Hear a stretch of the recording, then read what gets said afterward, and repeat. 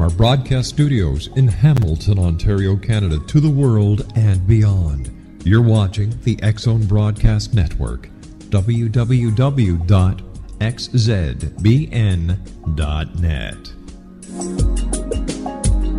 AVS Media Channel. Papa Hotel Lima Echo November radio check. Papa Echo November, good afternoon, read you 5. Good afternoon, read you 5 and 12, Papa Echo November.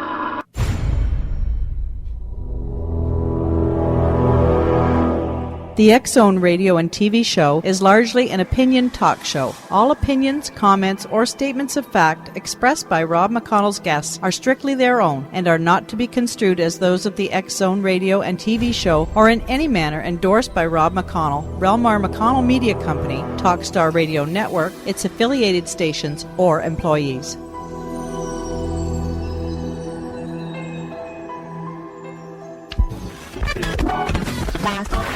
All Hit Radio.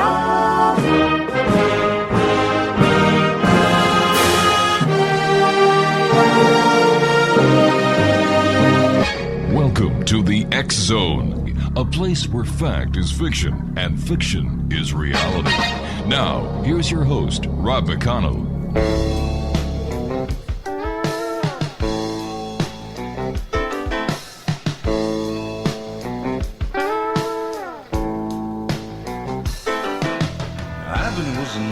Tracker. Tom was a man with dreams, and Ernie came along and I wrote the songs about a creature that few's ever seen. Monsters, myths and mysteries, legend tales and facts. It brought us all together, and it's a reason for the fact. Up in North California, where the redwoods reach the skies, and welcome back to the X-Zone, everyone. My name is Rob McConnell, coming to you from our studios in Hamilton, Ontario, Canada. Worldwide toll-free, 1-800-610-7035. Email xzone@xzoneradiotv.com. On MSN Messenger, xzoneradiotv@hotmail.com. And our website, www.xzoneradiotv.com. Over the years, I've had the pleasure of working with many producers, writers, many members of the Canadian and international media. But one of my most favorite shows that I worked on for 3 years was Creepy Canada, the brainchild of executive producer Brian O'Day here in Toronto, Ontario. And one of the topics that I actually ended up writing and working behind the camera on and in front of the camera on was Champ, the monster of Lake Champlain. Now, everybody hears about Memphrey, the lake monster of Memphremagog, and people hear about the Loch Ness Monster. But it's only in recent years that the name Champ has come to light as the monster of Lake Champlain. Not only did I work on this series of Creepy Canada, but I actually spent most of my summers as a youth on the shores of Lake Champlain. My grandparents had their summer home on Missisquoi Bay, which is part of Lake Champlain. And I can remember as a child people talking about this legendary lake monster. Well, tonight we have the pleasure of having Robert Bartholomew on the show from his home in New Zealand. He's an American-born medical sociologist, writer, journalist, human rights advocate, and certified high school social studies instructor, currently teaching at Botany Downs Secondary College in Auckland, South Auckland, New Zealand. Now, he is credited with coining the term exotic deviance in the field of social psychiatry to describe the inappropriate placement of medical labels by Eurocentric scientists who unfairly, classify things that, well, that's just a whole other topic. But we're talking to Robert today about the Untold Story of Champ, a social history of America's Loch Ness Monster. And joining me now from Auckland is Robert Bartholomew. And Robert, welcome back to the X-Zone. It's been a long time. It has. Yeah, well, that's one thing we have in common, Rob. We've both been on Lake Champlain. I grew up on a farm at the base of Lake Champlain near Whitehall. Right. And you're at the other end, up there in Missisquoi Bay. That's right. And people really don't hear a lot of Champ, and I was wondering why. We hear a lot about Loch Ness Monster, Memphrey from Lake Memphremagog, but Champ kind of gets lost in the mix, and I'm wondering why. Well, in more recent years, there have been a number of documentaries on Champ that have raised his status, and it's usually described as a he. So Loch Ness is still the world's #1 lake monster. But what's interesting is that during the 1870s up until about 1930, the Champlain monster was the world's #1 lake monster, bar none. And in about 1933, with a series of sightings on Loch Ness, the Loch Ness monster very quickly became the world's #1 lake monster, knocked Champ out of the picture. And the reason for that was the British Commonwealth. There are 53 countries in the Commonwealth today, ex-countries from there. And so you had a ready-made audience. You've got the transatlantic cable. You've got all these people interested in the motherland. And so those newspapers would get fed reports from Scotland because people were interested in that. All right, Robert, you and I have to take a 2-minute commercial break. Please stand by. Robert Bartholomew is my special guest to this hour, X-Zone Nation. We're talking about the untold story of Champ, a social history of America's Loch Ness Monster, and we'll be back on the other side of this break. Don't go away. No one's found before, driving determined.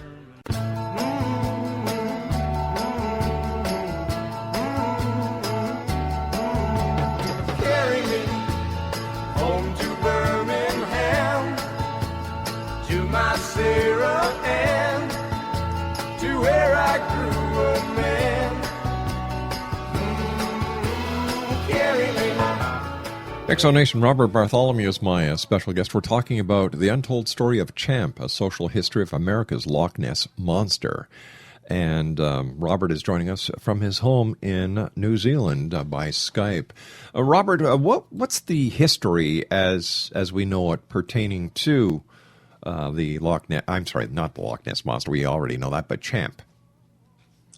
Well, it's interesting. First of all, Rob, I wrote this book because there's so much information out there that you just don't know whether it's true or not. So many claims and counterclaims. I mean, there's a woman who claims to be able to hear Champ making sounds under the water. There's the famous Sandra Manzi photo. There's all this stuff that's out there. And I said to myself, I want to write something that lets readers know once and for all what is fact, what is fiction, and what is speculation. And when I started researching the book, the first thing I did was look for what happened in Native American lore. And I should also, I didn't say anything. I should also point out that the dimensions of Lake Champlain are massive. I mean, it's 109 miles long. It straddles Vermont, it straddles New York, and up into Canada where you were in Missisquoi Bay.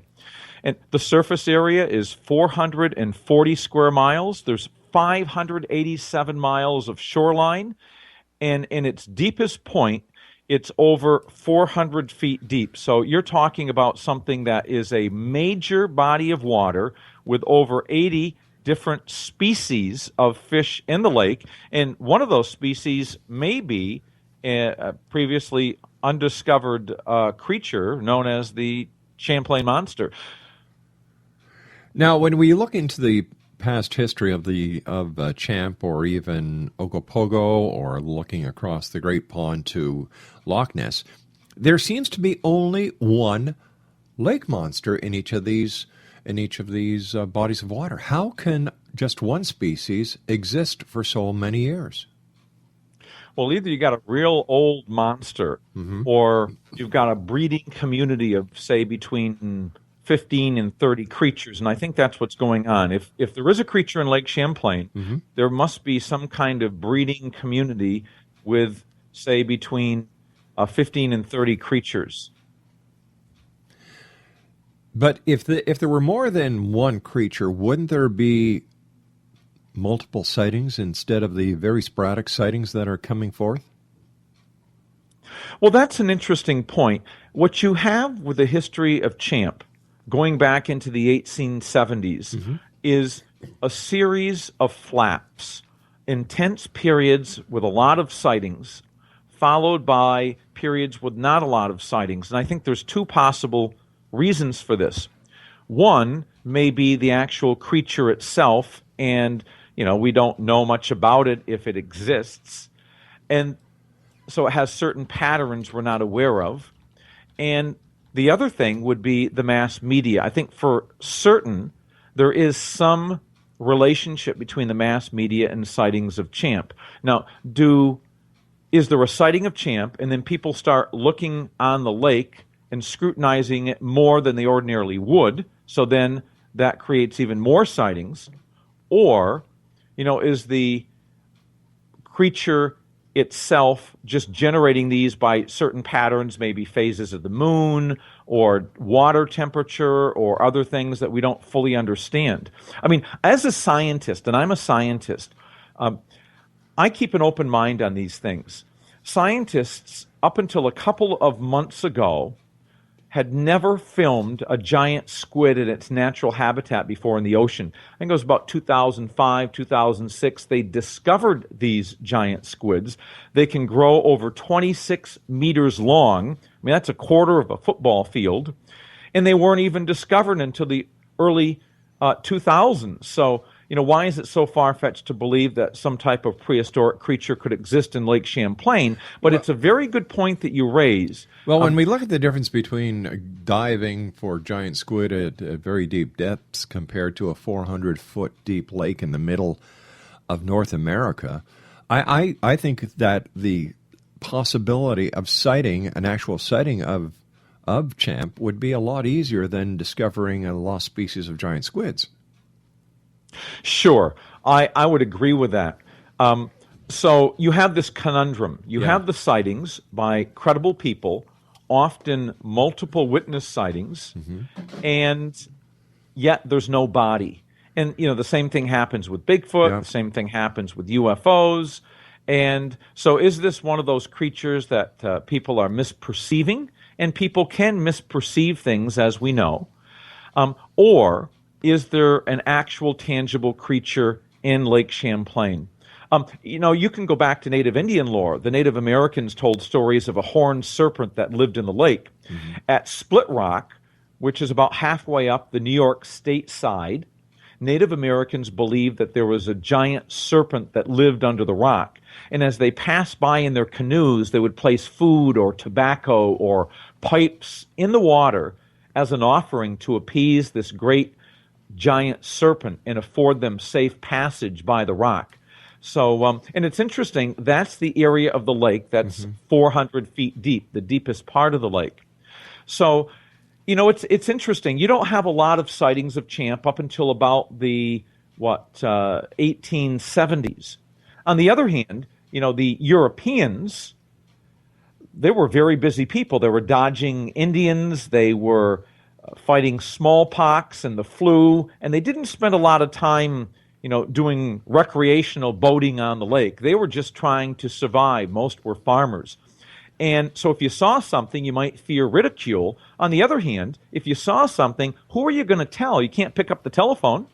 You can't pull out your mobile phone. You'd have to make yourself into a local town or city, and then hope that they had a newspaper, and then actually tell the person, and then they actually have to report the sighting. So, Lauren Coleman, cryptozoologist, has suggested that there's this 10% rule, that 10%, only 10% of sightings of various creatures from the Loch Ness Monster to the Lake Champlain Monster actually get reported.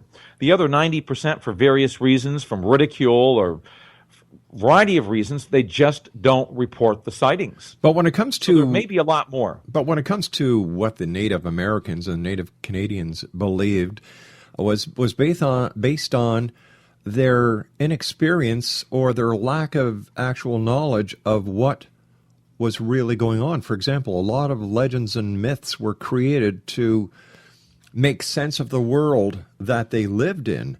And with today's technology, everybody's got a camera in their cell phone, everyone. And yet it seems as if the sightings of Bigfoot, the sightings of lake monsters, UFOs, are down. The credibility is starting to suffer drastically. I couldn't agree with you more. And, these